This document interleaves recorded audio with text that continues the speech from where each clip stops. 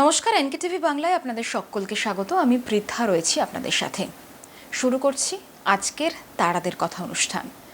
আরজিকর কাণ্ডে আমাদের প্রত্যেকেরই মাথা নিচু হয়ে গিয়েছে। চারিদিক জুড়ে প্রতিবাদ চলছে। নাগরিক সমাজ থেকে শুরু করে সাধারণ মানুষ, সেলেব, প্রত্যেকে যে যার মতো করে পারছেন এই ঘটনায় প্রতিবাদ করছেন বৃহত্তর স্বার্থে। আজ এই অনুষ্ঠানে আমরা যাকে পেয়েছি অতিথি হিসেবে, তার বক্তব্যটা, তার মেসেজটা ভীষণ গুরুত্বপূর্ণ দর্শকদের কাছে। আমার সাথে রয়েছেন মির্দা। এনকেটিভি বাংলা, তোমায় স্বাগত। Thank you. আমি প্রথমে যেটা শুরু করলাম যে আরজিকর কাণ্ডের যে কার্যত প্রত্যেকের আমাদের মাথা নিচু হয়ে গেছে, কি বলবে? এটা বেসিক্যালি গোটা সমাজের জন্যই তাই। আমরা যে প্রফেশনেই থাকি না কেন, যে পেশায় থাকি না কেন, কেউ একা থাকুক বা সাংসারিক অবস্থায় থাকুক, এটা সবার জন্যই লজ্জার বিষয়। কারণ আমরা জানি এটা প্রায় একটা অভ্যেসে পরিণত হয়ে গেছে যে আমরা রিয়্যাক্ট করতাম না, কাগজে পড়তাম, একটা ছোট্ট কলমে বেরোতো অমুক জায়গায় ধর্ষণ হয়েছে, খুন হয়েছে, ধর্ষিতাকে খুন করা হয়েছে পরে। এই ধরনের খবর নিয়মিত এত রেগুলারলি বেরোয় আমাদের দেশে যে আমরা কোথাও একটা, যাকে বলে সহাবস্থান, সেটা করে ফেলেছিলাম, আমরা অ্যাডজাস্ট করে নিয়েছিলাম। কিন্তু এবারেরটা কমপ্লিটলি আলাদা। মানে এই স্বতঃস্ফূর্ত সাড়া মানুষ যেভাবে দিয়েছেন, আমাদের সত্যি সমবেতভাবে যেহেতু সবার মাথা হেঁট হয়ে গেছে, আমাদের আর কিছু বলার নেই।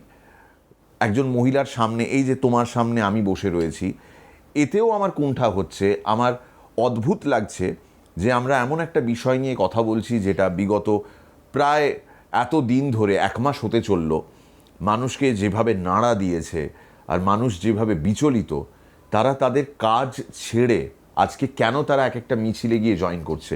কেউ জিজ্ঞেস করছে না মিছিলটা কি নিয়ে, মিছিলটা কত দূর থেকে কত দূর। শুধু আমরা জানি এই মুহূর্তে শহরটার একটাই ইস্যু, একটাই এজেন্ডা, যে কারণে আমার আর নতুন করে জানার প্রয়োজন নেই যে এই মিছিলটা কেন হচ্ছে।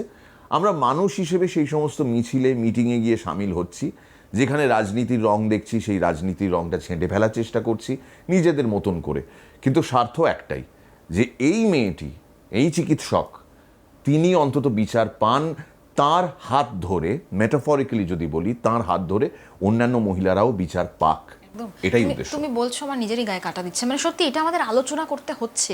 1 মাস হয়ে গেছে এবং তুমি যেটা বলছো সহাবস্থান হয়ে তো এসছে। এটা আমরা এইভাবে প্রতিবাদ সেভাবে আগে কখনো দেখা যায়নি। মানে এইটা কার্যত নাড়িয়ে দিয়েছে সবাইকে এই ঘটনা।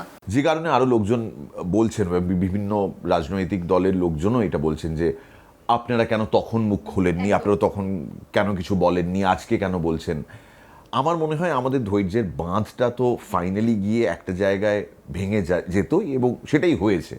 ধৈর্যের বাঁধটা ভেঙে গেছে, আমরা আর নিতে পারছি না, আমরা কেউ আর পেশেন্ট রইলাম না। আর ব্যাপারটা যেহেতু ডাক্তারের, তাই আর পেশেন্ট থাকার কোনো প্রশ্নই ওঠে না। আমরা সবাই মিলে সমবেতভাবে এটার বিরুদ্ধে গর্জে উঠেছি, এবং আমি আমার শহরের চেনা যে রূপটা, সেটা নিশ্চয়ই খুব মিস করছি। ওই যে আড্ডা হচ্ছে না, গল্প হচ্ছে না, গিয়ে একটু চা খেতে খেতে অন্য কোনো বিষয় নিয়ে কথা। এখন যেদিকেই যান না কেন, সবাই একই বিষয় নিয়ে কথা বলছে। মানে দুটো মানুষের হয়তো কর্মসূত্রে দেখা হলো, তারা এবার কাজে ঢুকবেন, কাজে ঢোকার আগে চা খেতে খেতে এই বিষয়টা নিয়েই আলোচনা হচ্ছে। একটা সিগারেটের দোকানে আলোচনা হচ্ছে, রেলের টিকিট কাউন্টারে আলোচনা হচ্ছে, সব জায়গায়, এভরিওয়্যার এই আলোচনাটা হওয়াটা খুব জরুরি ছিল। এই যে আমরা গা বাঁচিয়ে, ও এটা তো আমাকে কনসার্ন করে না, এটার সঙ্গে আমার কোনো সম্পর্ক নেই, চোখ বুজে আমরা উট পাখির মতন এতদিন যে একটা সামাজিক পরিচয় দিয়ে এসেছি, তার থেকে অন্তত আমরা অনেকটা উপরে উঠতে পেরেছি। আর ঘটনাটা নির্মম, ভীষণই কষ্টের। কিন্তু যাই বলো না কেন, এর যদি ফ্লিপ সাইড আর পজিটিভ সাইড যদি একটা বলি, সেটা হচ্ছে মানুষ ফাইনালি মুখ খুলে কথা বলছে। হ্যাঁ, একদম। মানে এই ঘটনার পরে, এবং তুমি যেটা বললে খুব ইম্পর্টেন্ট, সেটা চেনা শহরটাকে তুমি দেখতে পাচ্ছ না। একটা জিনিস মির্দা, যে পুজো আসতে কতদিন বাকি, এটা যদি অন্যান্য বছর হতো, মুখে মুখে প্রত্যেকের ঘুরতো, আরে এই তো এতদিন বাকি, কাউন্টডাউন চলতো। আমি নিজেই এখন তোমাকে বলতে পারবো না যে এক্স্যাক্টলি পুজো আসতে আর কতদিন বাকি। মানে আমরা আজকে এই মুহূর্তে এই জায়গাটায় দাঁড়িয়ে রয়েছি, সেই চেনা শহরটাই কোথাও নেই। কিছুদিন আগে ক্যালকাটা মেডিকেল কলেজে যে গণকনভেনশনটা হয়েছিল, সেখানে গিয়েছিলাম। তো আমার আগে যারা বক্তব্য রাখছিলেন, তাদের মধ্যে একজন ডাক্তারবাবু এক্স্যাক্টলি এই কথাটাই বললেন। তিনি বললেন যে টেলিভিশন চ্যানেলে যেরকম পুজো কাউন্টডাউন চলে, তো আপনাদের এরকম একটা কাউন্টডাউন হতে পারে না যে এতদিন হয়ে গেল আমরা জাস্টিস পেলাম না, আজকে এতদিন হয়ে গেল আমরা জাস্টিস পেলাম না, আজও জাস্টিস পেলাম না, সেটা নিয়েও তো আপনারা এরকম একটা করতে পারেন। এটাকে ঠিক কাউন্ট ডাউন বলা যায় না, কাউন্ট আপ যদি বলি, কিছু শব্দ যদি হয়ে থাকে তাহলে সেটা বলতে পারি। বাট সত্যি এটা মানুষের কোথাও একটা ভেতরে গেঁথে দেওয়া প্রয়োজন রয়েছে যে আজকেও হলো না, আজকেও দেরি হলো, এবারও হচ্ছে না, দেরি হচ্ছে, আর কতদিন। এই আর কতদিন বা অরিজিৎ যে গানটি সৃষ্টি করেছেন, আর কবে, সত্যি এটা আর কবে। আমরা সবাই মিলে একটাই প্রশ্ন করছি প্রশাসনকে, সিবিআইয়ের দিকে, আদালতের দিকে, সবার দিকে তাকিয়ে একটাই প্রশ্ন, আর কবে, আমরা কবে বিচার পাবো?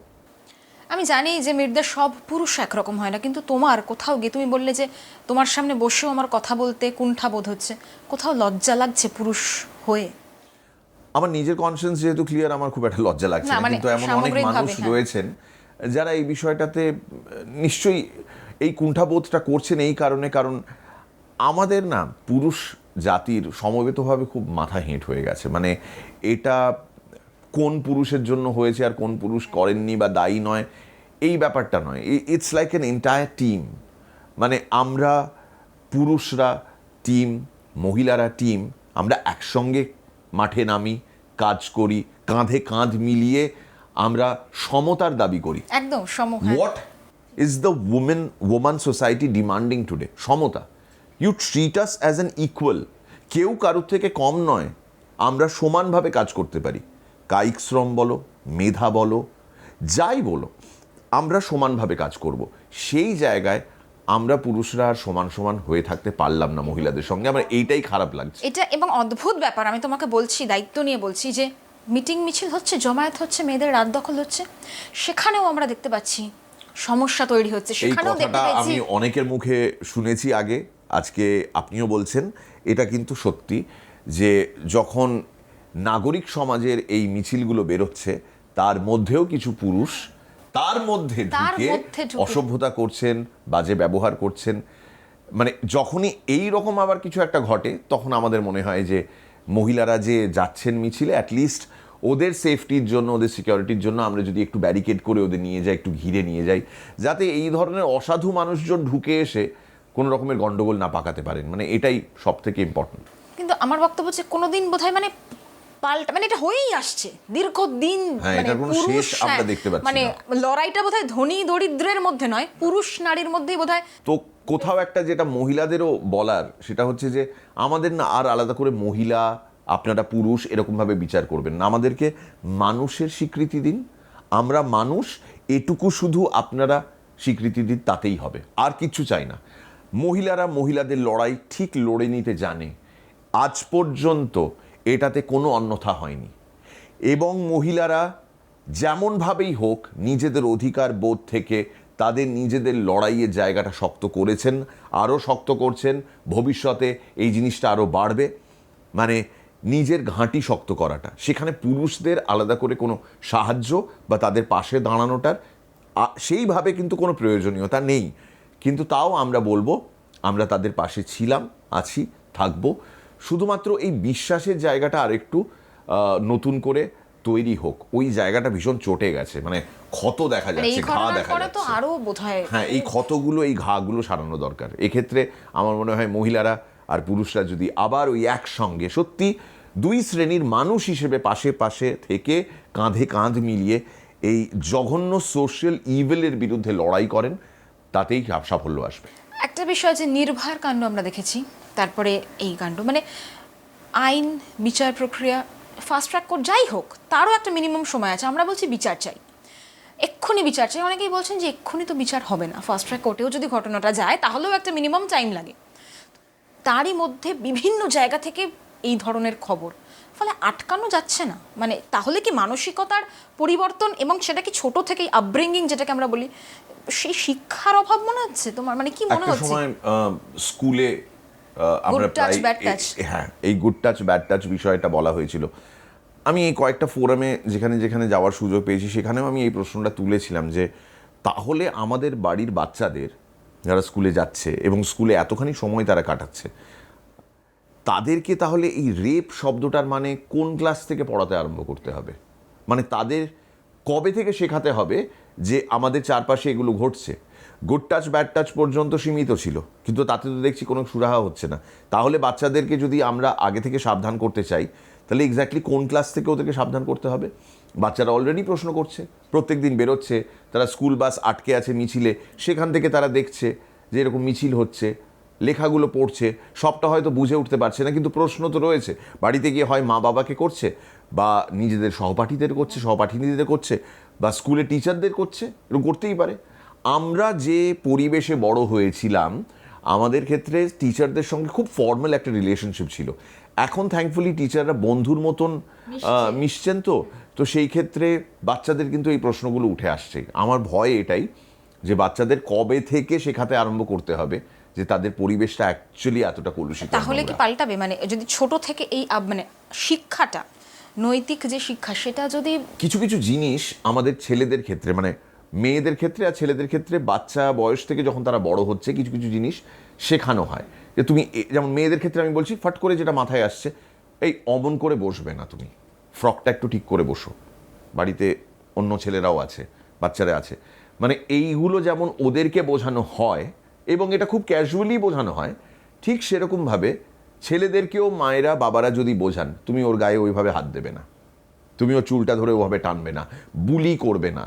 কারণ এই যে ছোটবেলা থেকে খেলার ছলে বুলি করা, বা এই হয়তো গায়ে হাত দিয়ে দিল কোনো বাচ্চা, তাকে বোঝানো that these are inappropriate things, be careful with your own body, be respectful towards another person's body. আমার মনে হয় এটা খুব বড় একটা শিক্ষা, যেটা এক্ষুনি ইমিডিয়েটলি চালু করে দেওয়া দরকার। তোমারও তো মেয়ে আছে, তুমিও তো নিশ্চয়ই আতঙ্কিত, যদিও তোমার মেয়ে দিল্লিতে আমি থাকে। এবং অ্যাকচুয়ালি আতঙ্কিত না, আমি খুব দুঃখিত যে এরকম একটা পরিবেশ আমাদের শহরে হয়ে রয়েছে। আমি মেয়ে যেখানে গিয়েছিল সেখানকার পরিবেশ নিয়ে তোমার কথা একটা বলতাম। আমার এখন ওইটাই দুঃখ হচ্ছে, ওইটাই কষ্ট হচ্ছে যে আমার মেয়েকে নিয়ে এই শহরটা আমি যেভাবে দেখেছি, বা আমার মেয়ে যেভাবে এই শহরটাকে দেখতে অভ্যস্ত, তার থেকে কমপ্লিটলি অন্য একটা চিত্র। ও এখন কলেজে পড়ে, ওর সেই ভাববোধ নিশ্চয়ই হয়েছে, ও জানে কোনটা ঠিক কোনটা ভুল, ও বুঝতে পারছে ওর চারপাশে কি ঘটছে। আগে যেমন প্রশ্ন করতো, এখন আর প্রশ্নগুলো করে না, ও নিজেই দেখে, নিজে অ্যানালাইজ করে, ওর নিজের বন্ধুদের সার্কিটে আলোচনা করে। কিন্তু আমাদের শহরটা একদম অন্যরকম ছিল, আমাদের শহরটা এরকম ছিল না। আমি একটা জিনিস এটাই খুব দেখছিলাম, খারাপ খুব লাগছে। ভাইরাল হয়েছে এটা, যে তুমি মেয়েকে বলতে যে দিল্লিতে এত টাইমের মধ্যে ঢুকে পড়ো। Right. হ্যাঁ, মানে এখন মেয়ে বোধহয় তোমায় প্রশ্ন করছে, তাহলে বাবা এখানে এসে আমি কি করব, মানে কলকাতা কি তাহলে? সেটাই, মানে বাবা হিসেবে আমরা অনেকে, এইভাবে শুধু মেয়ে নয়, মানে ছেলেদের ক্ষেত্রেও বলবো তাই, যে হ্যাঁ। এরকম হচ্ছে কেন। মানে এই শহরটা তো অন্য একটা পরিচয় নিয়ে বাঁচতো। মানে আমাদের শহরটা হচ্ছে কালচারাল ক্যাপিটাল, আমরা ইন্টেলিজেন্সিয়াকে নিয়ে গর্ববোধ করি। আমাদের এখানে মানুষ ভীষণ মিশুকে, আমাদের এখানকার মানুষ ভীষণ ভীষণ সভ্য। আমরা এরকম কয়েকটা ধারণা নিজেদের ব্যাপারে করে রেখেছিলাম। কিছু মানুষের জন্য জিনিসটার চিত্রটা একটু বদলে গেছে, কিন্তু আমি তাও আশাবাদী, তাও পজিটিভ, কারণ অনেক সংখ্যায় ভালো মানুষ আমাদের চারপাশে রয়েছেন। তারা বেরিয়ে এসে প্রতিবাদ না করলে আজকে এই মুভমেন্টে এই জায়গায় দাঁড়াতো না। ঠিক। আরেকটা তুমি যেটা বলেছো মেরুদণ্ড, মানে অনেকের এই ঘটনাটা দেখা যাচ্ছে মেরুদণ্ড মানে শিরদাঁড়া এখনো সোজা রয়েছে, অনেকের আবার একটা অ্যাকচুয়ালি ভয় থাকে তো সবসময়, যে আমি যদি আমার মেরুদণ্ডটা সোজা করে বাইরে আসি, তাহলে আমার চাকরির কি হবে, আমার বন্ধু বান্ধবরা কি বলবে, আমার ফ্যামিলির ওপর কোনো আঘাত আসবে না তো? জানা কথা সব কিছুর সঙ্গেই কিছু না কিছু রাজনীতি যুক্ত রয়েছে, তো মানুষ একটু ভয় পায়, এবং সেই ভয়টা অমূলক নয়, সেই ভয়টা খুব স্বাভাবিক। কিন্তু মানুষ এখন সেই ভয়টাকে কোথাও সরিয়ে রেখে সত্যি সত্যি মেরুদণ্ডটা সোজা করে বাইরে বেরিয়ে এসে কথাটা বলছেন। মানে তুমি ভুল, এই কথাটা খুব জোর দিয়ে সাহস দিয়ে বলতে হয়, সেটা আলটিমেটলি মানুষ করতে পারছেন। যে কোনো অবস্থাতেই হোক, শিল্পীরা কি একটু বেশি ভয় পাচ্ছে এখন? শিল্পীরা ভয় পাচ্ছেন কারণ তারা খুব সহজে টার্গেটেড হচ্ছেন। আমার এই উপলব্ধিটা আমার বিভিন্ন বন্ধুদের দেখেই হলো, যে তারা কোথায় মুখ খুলবো কোথায় মুখ খুলবো না, এই একটা দোনামোনা সবসময় চলতে থাকে। কিন্তু ফাইনালি যখন সবাই মুখ খুলছেন, কিছু কিছু মানুষ হয়তো আবেগের বশে একটু বেশি কিছু বলে ফেলছেন, যেটা মানুষের ভালো লাগছে না এই সময়টা, এবং সেই জন্যই মানুষ প্রতিবাদ করছেন, তাদের খারাপ লাগাটা ব্যক্ত করছেন। আমরা না হেট্রেডের এই কনসেপ্টটাকে একদমই সাপোর্ট করি না, হেট্রেডের কালচারটাকেও আমরা সাপোর্ট করি না, ঘৃণার কালচারটা শিল্পীদের সঙ্গে যায় না। সুতরাং আমরা কাউকে ঘৃণ্য কোনো কথা বলতে চাই না, কিন্তু তাও কোথাও কোথাও কিছু শিল্পী বন্ধু আছেন যারা এটা করে ফেলেছেন, করে ফেলছেনও হয়তো, ইভেন অ্যাজ উই এখনো করছে, হ্যাঁ এখনো করছেন। হ্যাঁ। তো সেই ক্ষেত্রে আমার মনে হয় একটু সংযম প্রয়োজন, কোথাও একটা লাইন টানা দরকার যে আমি কি বলবো আর মানুষের কাছে কিভাবে সেটা পৌঁছতে পারে। বিশেষ করে শিল্পীদের তো আমরা ধরে নিই তাদের কথার বোধ, জ্ঞান, মাত্রা বোধ এটা রয়েছে, যে আমি ঠিক কতটা বলবো আর কিভাবে বলবো যাতে কোনো মানুষকে আঘাত না করি। আমার রাজনৈতিক চিন্তাধারা থাকতেই পারে, it is not a crime. আমি কোনো পলিটিক্যাল পার্টির সঙ্গে যুক্ত থাকতেই পারি, এটা অন্যায় নয়, অপরাধ নয়। মানুষ যেই মুহূর্তে ভোট দেয়, আমরা সবাই রাজনীতিরই অঙ্গ হয়ে যাই। আমরা অরাজনৈতিক কথাটার উপর জোর দিচ্ছি বটে, অনেকে বলছেন আই এম এ পলিটিক্যাল, আমার এ পলিটিক্যাল ভিউজ, আমি কোনো রাজনৈতিক দলের হয়ে বলছি না। তুমি যদি নোটাতেও ভোট দিয়ে থাকো, যদি তোমার কনসিয়েন্সে ওটা থাকে, তাও তুমি এখনও এই সিস্টেমের অংশ। সুতরাং এই সিস্টেমে থেকে এটাও বুঝতে হবে যে কিছু মানুষ, তাদের রাজনৈতিক কিছু প্রতিবন্ধকতা রয়েছে, সেই কারণে তারা সেটা বলতে পারেন না যেটা অ্যাকচুয়ালি বলতে চান। কিন্তু তার মানে এই নয় যে আপনি অন্যদেরকে আঘাত করে কোনো কথা বলবেন, যেটা সম্প্রতি হয়েছে। এবং অস্থির সময়, এই সময়টাও এই দেখতে হবে। অস্থির সময়ে মানে এমনিতেই আগুনটা জ্বলছে, কাঠ কয়লা সব কিছু দাউ দাউ করে জ্বলছে, তার মধ্যে আবার কেউ তেল ঢালছে, কেরোসিন ঢালছে, পেট্রোল ঢালছে, ডিজেল ঢালছে। এই অ্যাডিশনাল পেট্রোল, ডিজেল, কেরোসিনের কোনো প্রয়োজন নেই। এবং সেটাতে উত্তাল হচ্ছে, মানে সেইটা নিয়েও উত্তাল হচ্ছে, পুরস্কার ফিরিয়ে দিচ্ছেন। মানে পুরস্কার যারা পান, আমি বলছি শিল্পীরা, তারা তো তাদের যোগ্যতা অনুযায়ী পান, তাদের যোগ্যতার জন্য তাই তো পান। তারপরে এমন একটা ঘটনা ঘটছে যে একের পর এক শিল্পীরা পুরস্কার ফেরত দিচ্ছেন। কোথাও একটা তাদের মানবিকতা বোধ যেটা, সেটাতে আঘাত লেগেছে, কারণ এরকম একটা কথা শোনা গেছে এবং সেই কারণে তারা লস্ট ফিল করছেন, মনে করছে যে এটা তাহলে আমি আমার বাড়ির শোকেসে সাজিয়ে রাখবো কী করে, এই সম্মান বা এই সাম্মানিক যা আমি পেয়েছিলাম সেটা তাহলে ফেরত দিয়ে দিই। কারণ এইটা যদি সত্যি আমাকে এইভাবে দেখিয়ে দেওয়া হয় যে আজকে সরকারের তরফ থেকে তুমি এই পুরস্কারটা পেয়েছিলে, যদি সরকার বিরোধী কোনো কেউ সরকার বিরোধী কোনো কথা অ্যাকচুয়ালি বলতে চাইছে না, সবাই সিস্টেমটাকে বদলাতে চাইছে। আমরা সবাই জানি একটা সরকার একটা রাজনৈতিক দলের জন্য হয়, সেই সরকার যদি পাল্টে যায় কোনো জায়গায়, অন্য একটা পার্টি আসবে, তখন এ যে জায়গায় ছিল সে অন্য জায়গায়, আর ও ওই জায়গাটাতে ছিল, এখানে ছিল। তো এই বিষয়টা তো চলতেই থাকবে। কোনো না কোনো পার্টিকে তো দেশ শাসন করতে হবে, রাজ্য শাসন করতে হবে, রাষ্ট্র শাসন করতে হবে। কথাটা সবসময় অ্যাগেনস্ট দ্য পার্টি নয়, it is against the system. এবং সেইখানে যদি আমি আওয়াজ তুলি, আমাকে স্ট্যাম্প করে দেওয়া বা আমাকে মার্ক করে দেওয়া, এইটা অন্যায়।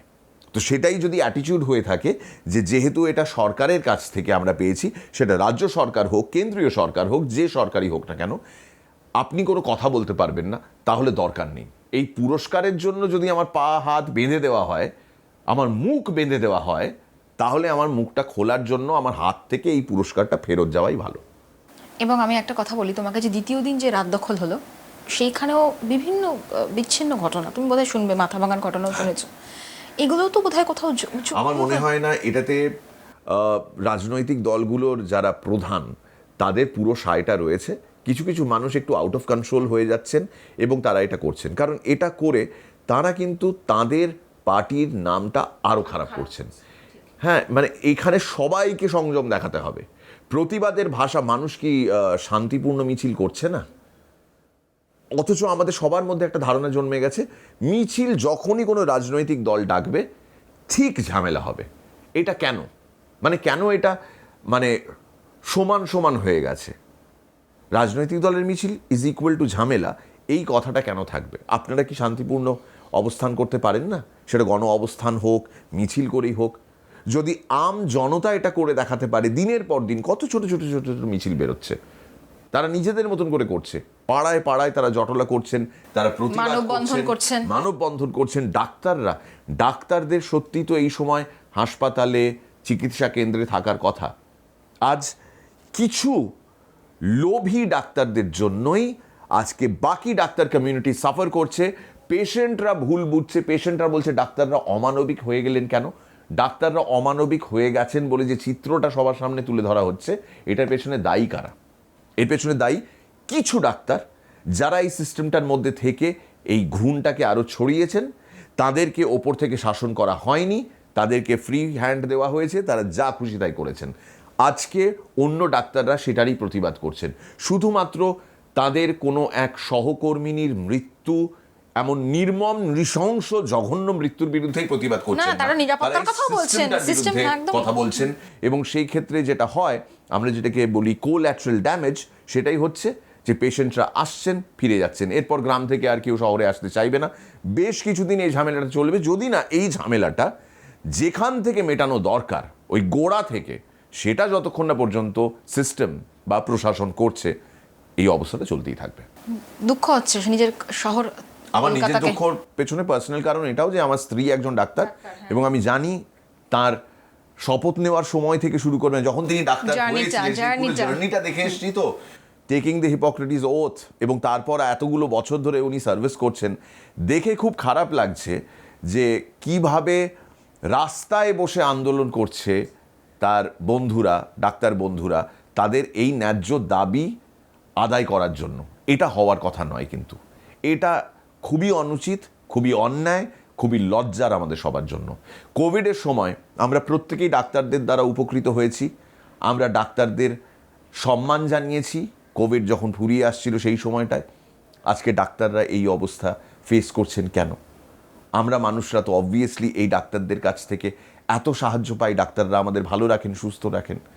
আমাদের শরীর জানি না হয়তো একদিন ভালো থাকবে, সুস্থ হয়ে উঠবে, কিন্তু আমাদের মনের স্বাস্থ্য যে কবে ঠিক হবে সেটা সত্যি আমাদের কারুর জানা নেই। কারণ কবে এর শেষ, কবে এটার ফাইনাল মীমাংসা হবে, নাকি ভেতরে ভেতরে সেটিং হয়ে যাবে, জুডিশিয়ারিও সত্যি কথাটা বলে উঠতে পারবে না, অনেক কিছু সাবজুডিস রয়েছে। স্পষ্ট কথা আমরা স্পষ্ট মুখে এখনই বলতে পারি না, এখানেও সংযমের প্রয়োজন রয়েছে। যে ওয়েট করি, সোমবার পর্যন্ত তো ওয়েট করতেই হবে, নেক্সট হিয়ারিং পর্যন্ত। আপাতত বিষয়টা এখানেই দাঁড়িয়ে।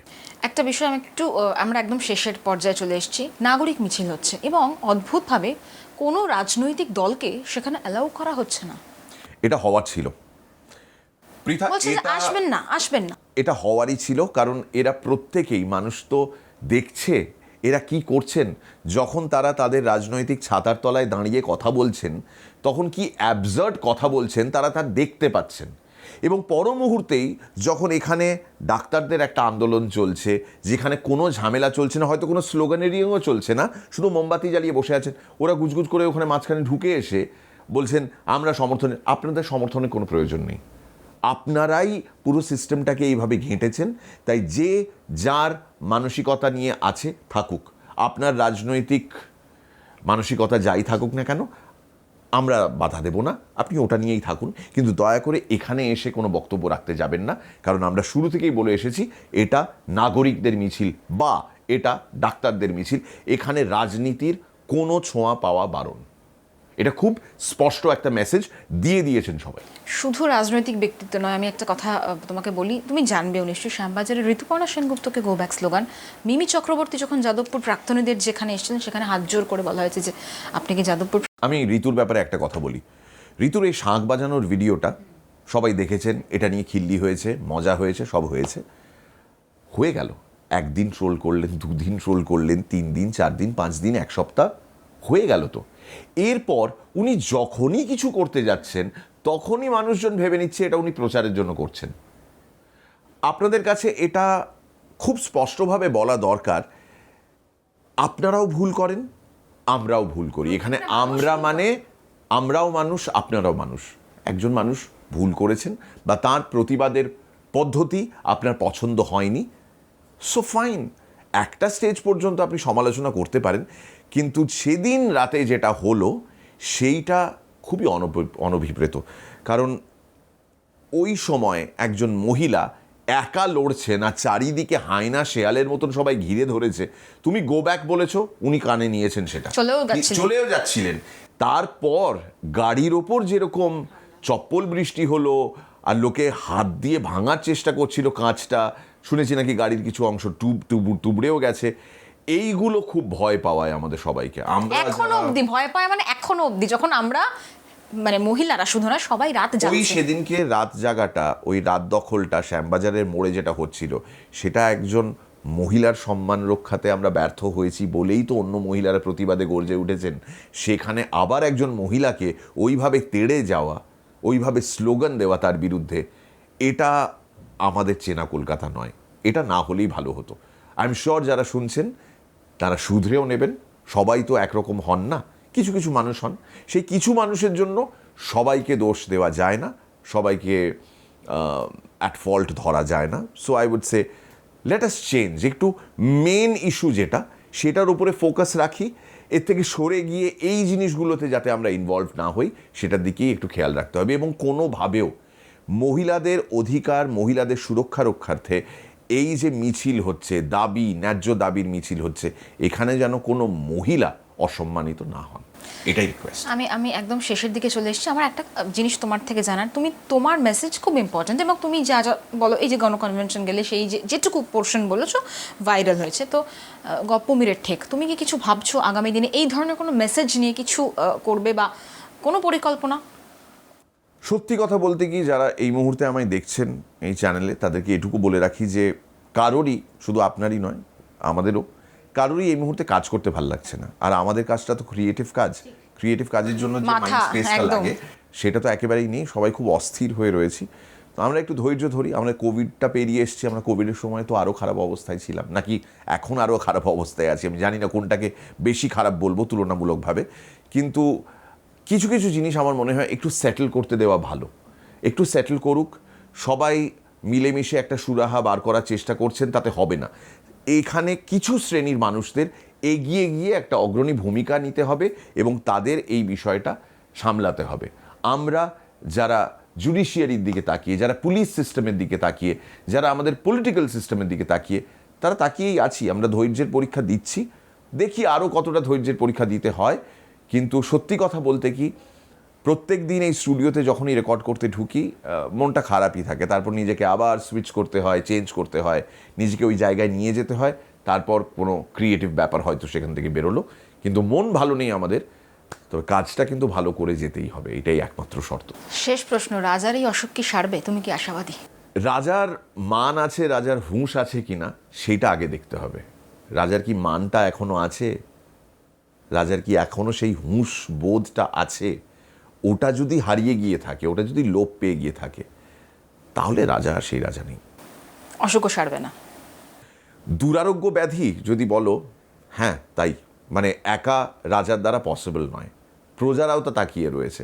রাজা তো প্রজাদেরও শিখিয়েছেন যে এইভাবে এইভাবে এইভাবে করতে হয়, তোমরা এরকম করলে এটা যদি অন্যায় হয় তাতে প্রশ্রয় পাবে। যেখানে প্রজারা এত প্রশ্রয় পেয়ে গেছেন রাজার কাছ থেকেই, সেখানে রাজার ব্যাধি কতদিনে সারবে সেটা বলা সত্যি খুব ডিফিকাল্ট এই মুহূর্তে। এরপর আমার সত্যি আর কিছু বলার থাকে না। সত্যি রাজার ব্যাধি কবে সারবে সেটা এখনো উত্তর দেওয়ার সময় আসেনি, উত্তর প্রত্যেকের অধরা। আপনারা দেখতে থাকুন NK টিভি বাংলা।